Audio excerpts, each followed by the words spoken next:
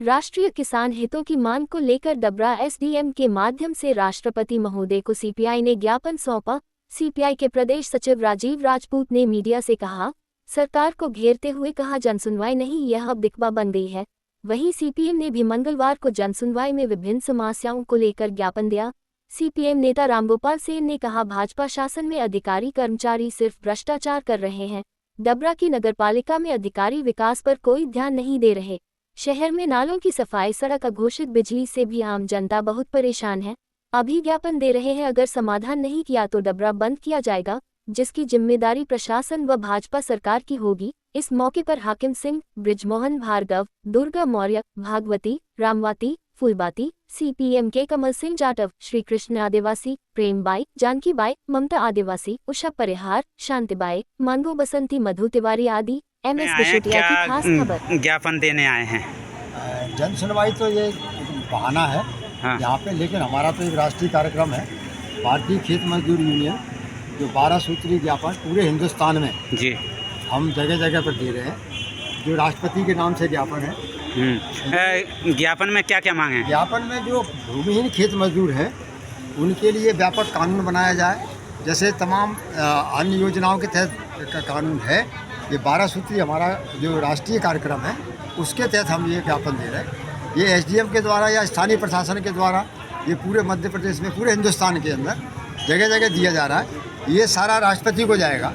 राष्ट्रपति से 12 सूत्री मांग है, मनरेगा है, मनरेगा में भ्रष्टाचार है, इन सब मामलों को लेकर हम यहाँ पे ज्ञापन देने आए।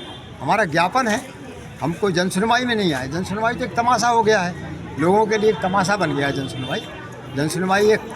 जनसुनवाई का कोई कार्यक्रम भी ये लोग पूरा नहीं करते।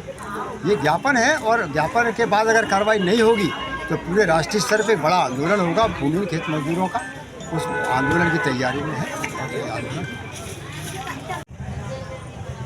डबरा के आसपास ग्रामीण इलाके एवं नगर पालिका परिषद के वार्ड में जो ग्रामीण इलाके हैं वो अभी शामिल हुए हैं, लेकिन वहाँ पर कोई मूलभूत समस्याओं से वंचित हैं। वहाँ के आदिवासी समुदाय, दलित समुदाय के लोगों को ज़्यादातर परेशानियाँ हो रही हैं। जैसे ओवर मिल आदिवासी दफाई पर रोड बनना चाहिए, रोड नहीं बने।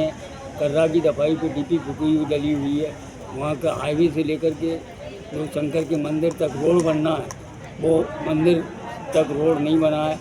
आने जाने में बहुत परेशानियाँ ग्रामीण वासियों को होती हैं। बार बार ज्ञापन देने के बाद भी यहाँ का जो नगर पालिका प्रशासन है वो इतना भ्रष्ट प्रशासन है कि वो कोई सुनवाई आज तक नहीं कर पा रहा। डबरा शहर में भी नालों की सफाई जो व्यवस्थित रूप से होना चाहिए, बरसात शुरू होने वाली है, लेकिन आज तक अभी तक नालों की सफाई भी यहाँ पर नहीं। नगर पालिका ने टेंडर तो निकाल दिया, ठेकेदार द्वारा टेंडर निकाल दिए, लेकिन वो वार्डों में से ही एक एक कर्मचारी को हटा करके नालों की सफाई करी जा रही है। पहले जो है एक गैंग भर्ती होती थी जो नालों की सफाई करती थी, नाले पूरे तरीके से साफ होते थे, जिससे पानी जल भराव की स्थिति नहीं होती थी। लेकिन आज पूरे शहर में, डबरा में जल भराव की स्थिति बनने वाली है अगर बरसात जोर से हो गई तो। इसी तरीके से सफाई की व्यवस्था है, सफाई की व्यवस्था भी चरमरा रही है पूरे डबरा शहर की।